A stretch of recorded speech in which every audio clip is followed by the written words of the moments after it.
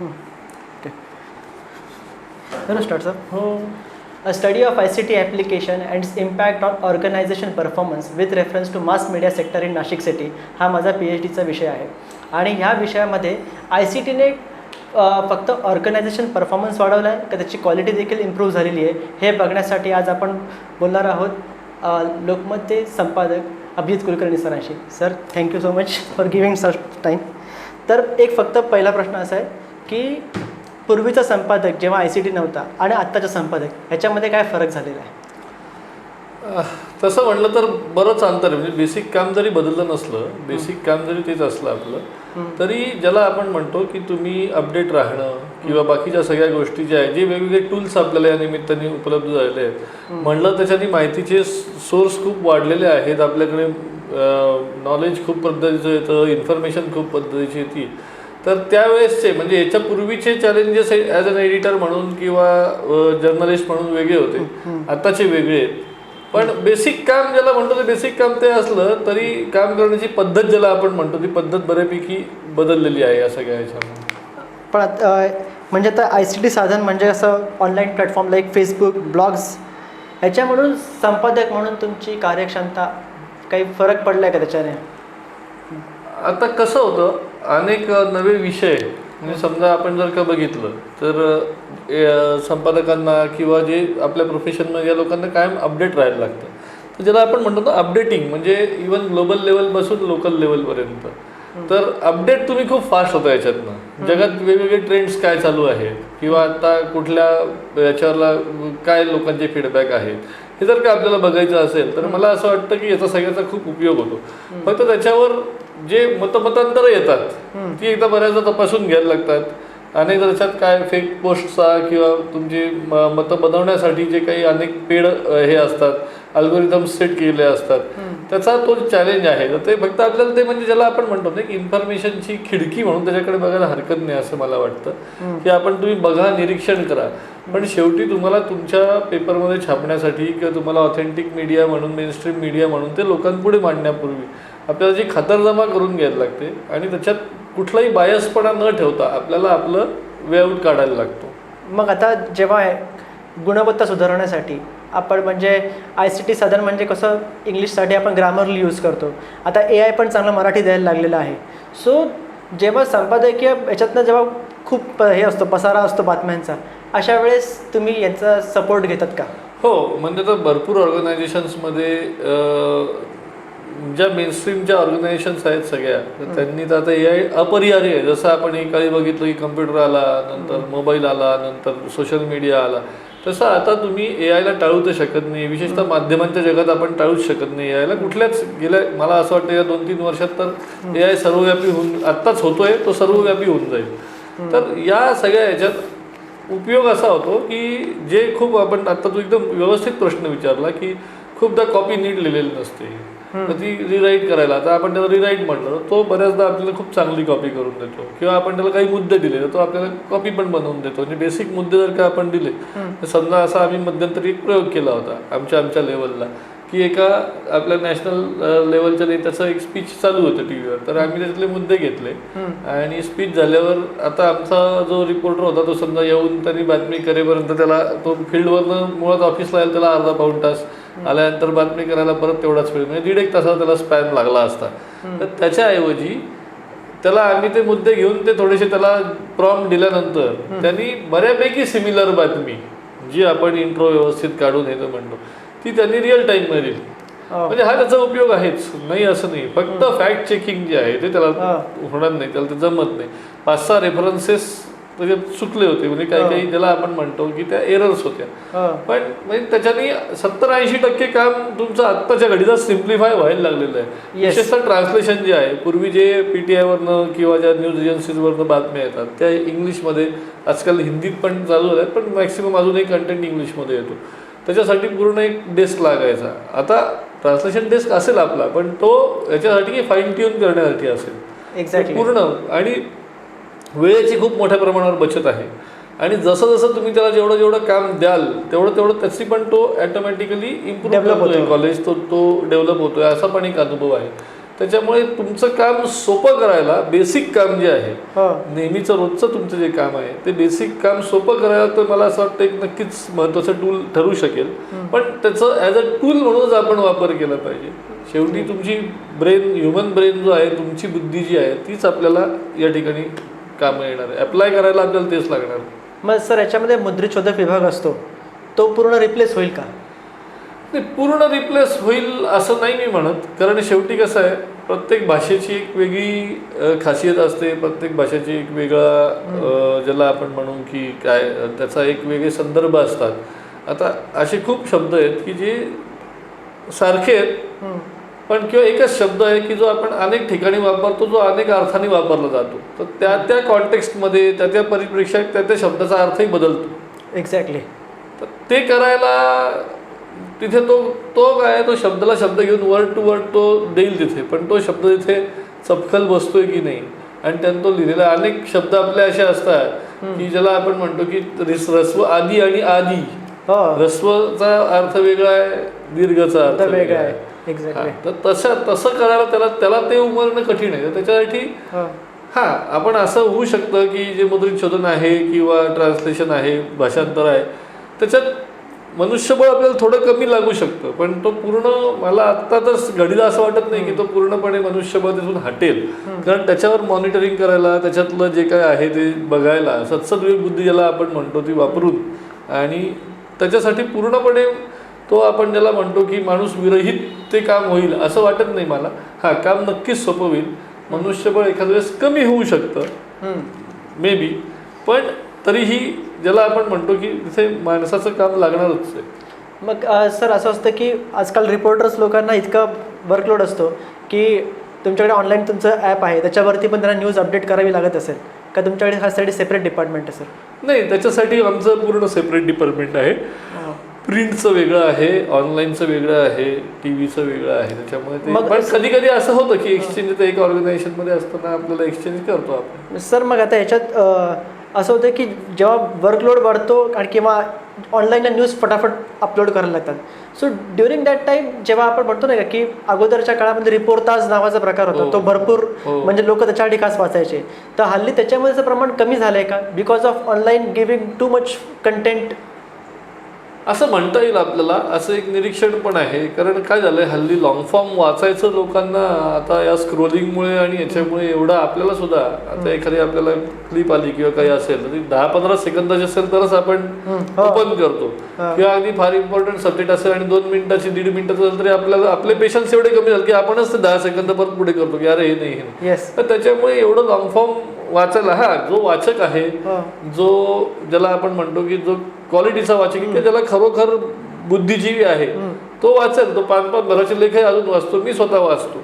पण आपण ज्याला सगळ्या वाचकांना त्याची जरूर पण नसते, सगळ्या वाचकांना ते तेवढा वेळ पण नाही आजकाल. प्रत्येकाचं जर आपण बघितलं 24 तास तेवढेच आहेत आणि प्रत्येकाचे एवढे व्याप वाढलेले आहेत. आणि विशेषतः जे जिथं फार लांब त्याच्या आधीची पिढी ज्याला आपण म्हणतो, यांचं वाचनाचा मुळातच सवयीच बदललेल्या आहेत त्यांना. त्याच्यामुळे मला असं वाटतं की रिपोर्टाज वगैरे याची संख्या वाचणाऱ्यांची निश्चित दिवसेंदिवस घटती आणि ती घटत जाईल. सर पण एक आता म्हणजे याच्यातलाच एक उपप्रश्न असा आहे की मग जर का हे रिपोर्टाज वगैरे कमी झालं, so this is indirectly affecting the base of journalism. Don't you think so? In depth ज्याला म्हणतो आपण की इन डेप्थ जर्नलिझम जे आहे, तर त्याच्यासाठी लोकांना पण आणि जर्नलिस्टला पण दोघांनाही पेशन्स ठेवायला लागतो. तुम्ही गेले आणि लगेच एखादी गोष्ट झाली असं होत नाही. पण मग त्याचा इम्पॅक्ट पण तेवढा मोठा असतो. म्हणजे ज्यावेळेस तुम्ही एखादी अशी खूप खळबळजनक काही तुमच्याकडे स्टोरी असेल किंवा तुम्ही एखादा खूप वैचारिक लेख लिहिलात, तर असं सुरुवातीला असं वाटतं की हे वाचलं जाणार नाही किंवा शासंकता असते काय आहे. पण त्याच्यात जर तेवढा कंटेंटमध्ये जर का तेवढी पॉवर असेल, तुमच्या तेवढा जर कस असेल, कसदार जर ते असेल, तर ते जे जेन्युइन वाचक आहेत, क्वालिटी कंटेंटसाठी घेणारे लोक आहेत, त्यांच्यापर्यंत ते वाचलं जाईलच. त्याचा तो टक्का जो आहे तो थोडा कमी जास्त होईल, पण तो राहीलच टक्का. मग आता असं आहे की बऱ्याचशा न्यूज माध्यमामध्ये असं असतं की the more you likes you get on app, त्याच्यावर त्यांचा परफॉर्मन्स बघतात. सो आपल्या तुमच्या संस्थेमध्ये सुद्धा हाच परफॉर्मन्सचा क्रायटेरिया आहे का? और असं नाही आहे. शेवटी असं आहे की एक वृत्तपत्र म्हणून किंवा एक जबाबदार माध्यम म्हणून केवळ लोकांना आवडतंय ते देण्यात अर्थ नाही आहे. कारण शेवटी एक समाजाच्या जागल्याची भूमिका पण आपल्याला करायची आहे. अजून किती काही म्हटलं तरी लोकांना आपल्याला शिक्षित म्हणजे रूढार्थाने नाही, पण लोकांना आपल्याला अपडेटही द्यायचं आहे आणि एज्युकेटही त्या दृष्टीने करायचं आहे. तर तुम्ही बघतो आपण की सोशल मीडियाची आज व्हॅल्यू कमी आहे म्हणा, किंवा विश्वासार्हता ज्याला म्हणू आपण, ती का नाही आहे? कारण फेक न्यूज असतील, काय कुठलाही कंटेंट असेल, किंवा तुम्हाला जे एकदा तुम्ही बघत गेला तेच तुम्हाला जास्तीत जास्त ते देतात. तर हे वृत्तपत्राचं काम नव्हतं नाही आणि नसावं असं मला वाटतं भविष्यातही. केवळ लोकांना आवडतं एक चांगला कंटेंट किंवा चांगला कसदार जो स्टफ आहे तो लोकांना वाचायला देण्याची आणि त्यांना ते प्रवृत्त करण्याची, ती सवय लावण्याची जबाबदारी सुद्धा माध्यमांवर कुठेतरी असल्यामुळे असं मला नाही वाटत असं होईल. हां, थोडंफार इकडे तिकडे होऊ शकतं की लोक क्राईमच्या बातम्या जास्त वाचतात, असा सर्वे आला तर थोड्याशा तुम्ही क्राईम जास्त करू शकता, किंवा अमुकच्या पॉलिटिकल सीझनमध्ये तुम्ही पॉलिटिकल देऊ शकता ज्यावेळेस निवडणूक करतात. पण ते तर एरवी पण होतं. पण याचा अर्थ असं नाही की केवळ आपण वाचकाला त्याची टेस्ट पण बदलली पाहिजे, बदलायचा की प्रयत्न केला पाहिजे, बदलायला पाहिजे ती, की त्यांनी पण केवळ त्याला आवडीचं आहे की त्याचा तेवढा न वाचता त्याच्या उपयोगाचं काय आहे, आजूबाजूला जगात अजून काय घडतं, या सगळ्या संदर्भात वाचणे, त्या संदर्भात त्यांनी शहाणं होणं, त्यांनी त्या संदर्भात पुढे जाणं, ही सगळी जबाबदारी मला असं वाटतं की माध्यम म्हणून आपली आहेच. मग सर आता असं आहे की म्हणजे आजकाल रेस सगळ्या न्यूजपेपर आणि याच्यामध्ये लागलेली आहे की ॲपमध्ये किंवा कोण फास्ट ब्रेकिंग देईल आणि कोण फटाफट न्यूज ऑनलाईन तुमच्या नोटिफिकेशनवरती येतील. सो माध्यमांचं खरं actually being a newspaper, is it really काय झालं की ऑनलाईन प्रेझेन्स एवढा महत्त्वाचा झाला आहे तुमच्यासाठी? नाही, काय आहे,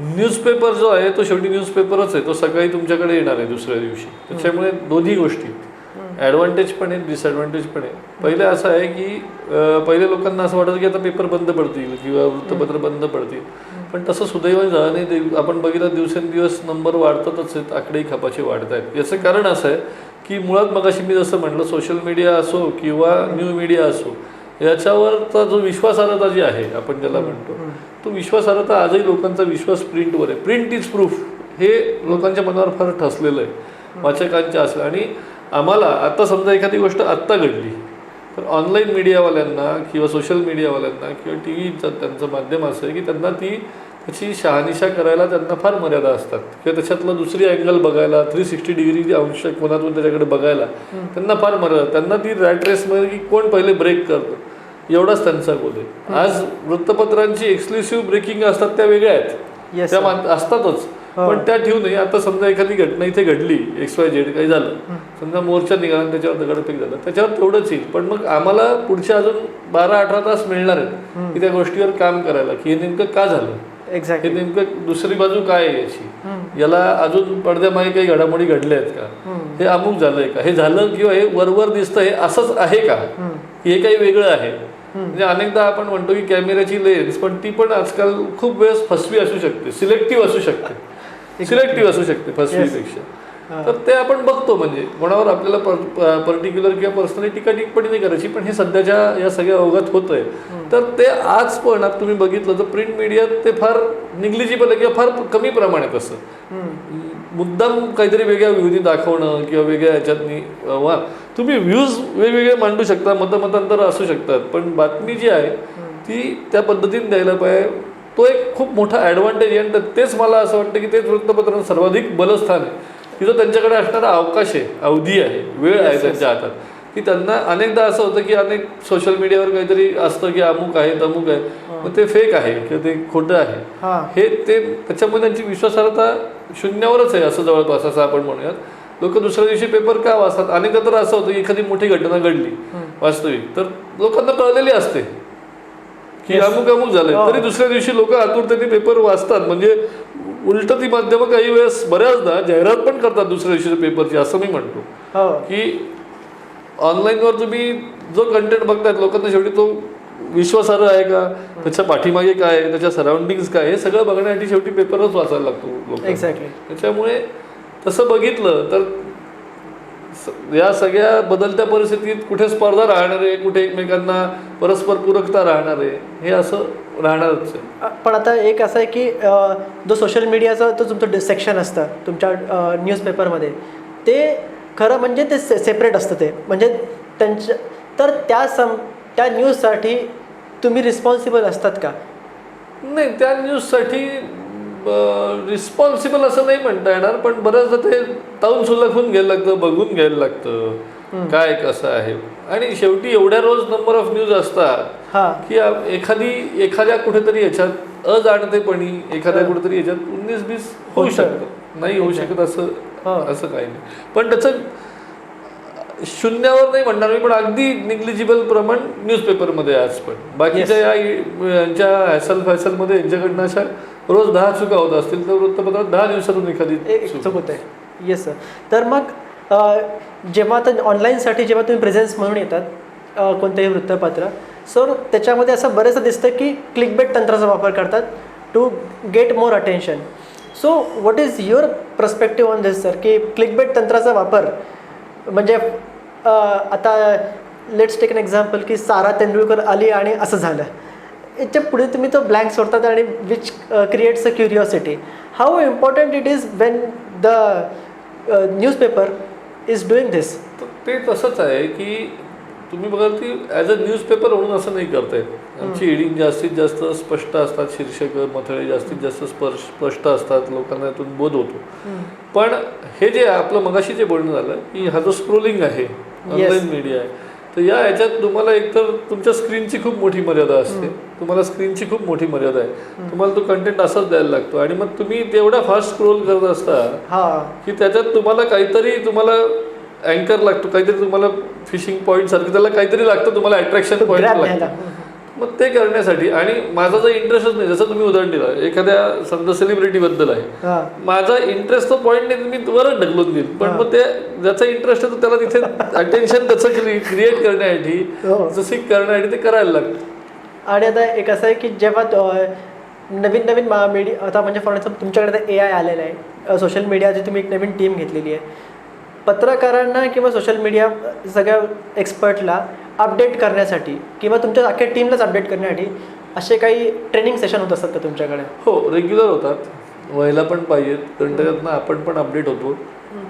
पत्रकार त्याला आपण म्हणतो ना की जॅक ऑफ ऑल असला पाहिजे, पण तो प्रत्येक गोष्टीत मास्टर नाही असू शकत. येस. त्याच्यामुळे हे जे काही आहे की आता हे नवीन तंत्रज्ञान आहे, नवीन टेक्नॉलॉजी आहे, तर हे सायबर वर्ल्ड असेल किंवा AI असेल, तर हे कसं वापरायचं, कारण शेवटी ते टूल म्हणून तुम्हालाच कामाला येणार. तुम्ही त्यातून स्वतःचं काम चांगलं करणार आहात, फाईन करणार आहात, सोपं करणार आहात, प्रभावी करणार आहात. तर ते तुम्ही जर ते वापरलं नाही, तुम्ही म्हणणार की मी AI नाही वापरणार, तर तुम्ही 1-2 वर्षात जगाच्या मागे पडलेला असाल. त्याच्यामुळे तुम्हाला ते वापरायला लागणार आहे. ते वापरायचं आहे तर तुम्हाला ते व्यवस्थित त्याची माहिती करून घेऊन ते वापरायला लागणार आहे. त्याच्यामुळे तुम्ही अपडेट राहणं हे गरजेचंच आहे काळाच्या ओघात, आणि प्रत्येकजण आपापल्या पद्धतीने ते करतो. पण आता जेव्हा नवीन एक टेक्नॉलॉजी आली, ही सगळी AI असेल किंवा तुम्ही आता नवीन टूल्स येत असतील टू रिफाईन युअर न्यूज, सगळ्या फाईन ट्यून करण्यासाठी, प्रोडक्टिव्हिटी तुमची वाढली आहे आणि त्याच्यामध्ये वाचक संख्येवरती फरक पडला आहे का?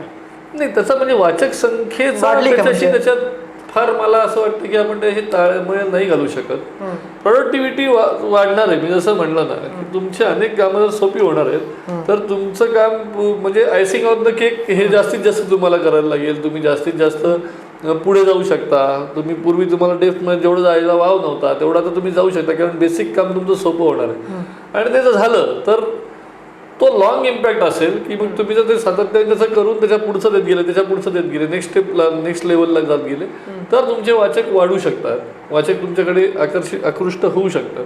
हा त्याचा एक इम्पॅक्ट जरूर येऊ शकतो. आणि त्याच्यामध्ये असं आहे की is it cutting your cost, आणि दुसरं की म्हणजे त्याच्या म्हणून आहे की इन फ्युचर म्हणजे जर का तुम्हाला आणखी नवीन फॅसिलिटीज कोणत्या आणायच्या झाल्या, how stable is your organisation, means how flexible they are to adapt those technology? नाही, आता आमच्या ऑर्गनायझेशन तर आपण महाराष्ट्रात 1 नंबर मीडिया हाऊस आहे म्हणल्यावर सगळ्या ह्या ज्या टेक्नॉलॉजीज आहेत, येणाऱ्या काळाची आव्हानं आहेत, ती ॲडॉप्शन तर केलं जातंच. कुठलीच असो छोटी मोठी संस्था ते करणंच आहे, माध्यम म्हणूनही तुम्हाला करणं आहे, आणि एक आघाडीचं तुमची संस्था म्हणून ते करणंच आहे. आणि मला असं वाटतं की आपण जर त्याच्याशी कोपअप करून घेतलं, आपण त्याच्याशी मॅच करून घेतलं, तर काही कोणाला, मला नाही वाटत कोणाला नोकऱ्या गमवायची पाळी येईल. हां, जे ते करणार नाही. ज्यावेळेस आपण कम्प्युटरचं उदाहरण घेऊ, कम्प्युटर आलं त्यावेळेस, ज्यावेळेस 90च्या दशकात विशेषतः ज्या लोकांनी नाही शिकलं ते मागे पडले. तसंच काहीसं हे होईल की तुम्ही जर AI आपलंसं नाही केलं तर शेवटी तुम्ही अपडेट नाही राहिला तर तुम्ही मागे पडाल. पण तुम्ही जर त्याच्यावर स्वार झालात, तुम्ही जर AI करून तुमचे अजून कौशल्य वाढवून तुम्ही आणखीन चांगल्या प्रकारे प्रोडक्टिव्हिटी दिली तर कुठल्याच ऑर्गनायझेशनला काम करणारी माणसं सगळ्याच ऑर्गनायझेशनला हवी आहेत, चांगलं काम करणारी माणसं सगळ्याच ऑर्गनायझेशनला हवी आहेत. त्याच्यामुळे मला असं काही वाटत नाही की याच्यात लोकांच्या नोकऱ्या फार मोठ्या प्रमाणात धोक्यात येतील किंवा काय जर्नलिस्टला प्रॉब्लेम होईल. उलट असं होईल की जर्नलिस्टने ते चांगला वापर करून घेतला तर जर्नलिस्टलाच अजून, पत्रकारांनाच अजून वाव मिळेल पुढे पुढे जाण्याचा. मग आता तुमच्या दृष्टीने, हा लास्ट क्वेश्चन आहे की तुमच्या दृष्टीने जर का इन फ्युचर तुमच्याच ऑर्गनायझेशनमध्ये जर का तुम्हाला अजून काही बदल करायचे असतील when it comes to technologically, so what change you are expecting? पहिले तर तो काही माझा एकट्याचा डिसिजन नसतो किंवा तो माझा डिसिजन नसतो, तो मॅनेजमेंट पॉईंट ऑफ व्ह्यूनी घेतलेला असतो. आमचं IT डिपार्टमेंट पण आहे, टेक्नॉलॉजी डिपार्टमेंट पण आहे, इंजिनियर्स पण आहेत. तर हे सगळे आणि मग जे संपादकीयातले काही सहकारी असतील, समजा जो आमच्याशी व्यवस्थापनाशी निगडीत विषय, तर मग बनवून त्याचं एक मॉडेल बनवून घेऊन त्याच्यात आपल्याला काय काय करता येईल. कारण हे कसं आहे, हे प्रत्येकाला प्रत्येक डिपार्टमेंटला किंवा प्रत्येक प्रोफेशनला AI सर्वव्यापी जरी असलं समजा किंवा कुठलंही टूल, तर ते प्रत्येकाला त्याचा गोल वेगळा आहे ना. म्हणजे जर्नलिस्टला वेगळं पाहिजे असेल, हॉटेलवाल्याला वेगळं पाहिजे असेल, ट्रेडरला वेगळं पाहिजे असेल, तर त्याला ते तसं देणार. तर मग त्या याच्यातले काही एक्सपर्ट्स घेऊन आणि काही मग आमचे टीममधले लोक, मग आम्हाला नेमकं काय पाहिजे, मग ते टूल कसं डेव्हलप करायचं तर ते टेक्निकल टीम बघून घेतात, हा करून ते अपडेट करून देतात. त्याच्यामुळे तो काही प्रश्न तसा नाही आहे. चला, thank you so much sir, thanks for being here. व्यवस्थित आहे. येस, कारण की पुढचे सगळे MCQs आहेत विच आय नो की ते बरं